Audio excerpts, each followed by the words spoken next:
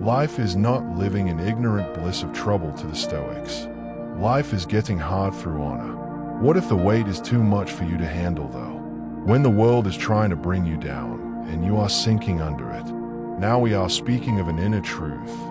If the burden is too heavy, then grieve in front of Allah, for certainly He is the one who has love greater than 70 mothers. It's not so much a summons to God's mercy, it's a summons to the vastness of vulnerability, to being strong and letting go, and to the practice of the Stoic virtue of prudence and strength. Let us start with a tale. Consider the example of one mother, 2 jobs, 3 children, just getting by. She rises with the sun every morning, cooks, wakes the children, and sends them off to school, rushes to work. In the evening, weary, but she does not sleep so that she can assist with homework, to clean, to prepare for another day. She falls one night after a long, tough day. She cries not of weakness but of exhaustion. Then in the blink of an eye she begs, "I have no strength. Be merciful to me." That woman is weak. She is not weak. And with weakness higher wisdom, that the strongest among us have to depend on one stronger than they. The Stoics learned from strength to acceptance. Epictetus would have you utter, "It's not what happens to you but how you react to it that matters." To accept is not to attempt to persuade yourself that everything is okay.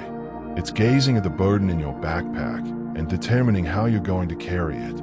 That may involve asking for assistance sometimes. It may signify swearing at the divine, the universe, whatever higher power you just so happen to have. Marcus Aurelius, philosopher king, composed the following in his Meditations: "You have power over your mind, but not outside events. Realize this and you will find strength." And one of the greatest leaders of history, Marcus, was extraordinarily attuned to the virtue of humility. He naturally knew that the strength was in our admitting our weaknesses and in calling for help when we needed it. Remember the last time you were besieged. It might have been a miscalculation, misplaced affection, or loss that sent shudders down one's spine. And then at the time it is so simple to think one was alone. But the next is a reality: the time one is never alone. The Stoics envisioned rational, ordered universe, a universe ruled by divine reason. And in the world there is always some store of strength, some springs of love and compassion. The Prophet Muhammad, peace be upon him, was wont to say, "Allah is more merciful to his servants than a mother is to her child." Consider that. A love greater than 70 mothers. A love that observes your suffering, listens to your complaints, and envelops you when you are at your worst.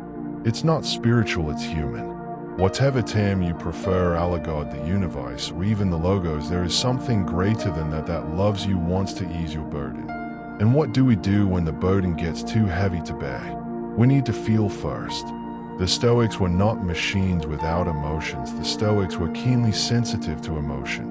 Seneca said it best, "Tears sometimes fall like rain to clear the air after a storm." Crying is not a weak thing, it is liberating, it is purifying the soul. And then we must then look to something outside of ourselves. Perhaps that is prayer, perhaps that is meditation, or comforting ourselves and calling for help. Surrender is not defeat, it's the acknowledgement that we're not alone, that we're part of something bigger than ourselves, to something unlimited. And lastly, we must change. The Stoics practiced and exercised an amor fati, acceptance of fate. That is, acceptance of each obstacle as a chance to be more. When you call out for rescue, you'd better be ready to accept it. Be open to the signs, the opportunities, the people who come into your life to lead you. Assignment for today: take a few minutes today thinking about your burden. Are you carrying too much and it's choking you? Are you carrying it by yourself? If you are, I want you to do 3 things. First, on your pain. Write it out, tell a friend, or just hold on to it. Second, get help. Perhaps it is prayer, perhaps it is meditation, perhaps it is calling a friend or loved one, but do something. Do it. Third, do one small thing. Be specific. What one small thing can you do today to lighten your load a little? Perhaps it is delegating, perhaps it is declining an invitation, or perhaps it is simply giving yourself permission to rest. The mission is not to simplify, it's to redefine it. To apply it as fuel for action the way the Stoics did.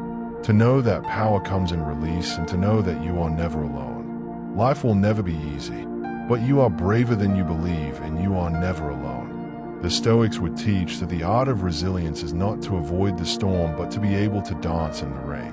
So cry if you must. Seek help, and come back wiser and stronger than you ever thought you could ever be. Thanks for watching. If this was entertaining for you, like, share, and subscribe. And keep with the Stoic philosophy and self-improvement all along. Meanwhile, be resilient, be humble, and keep on growing.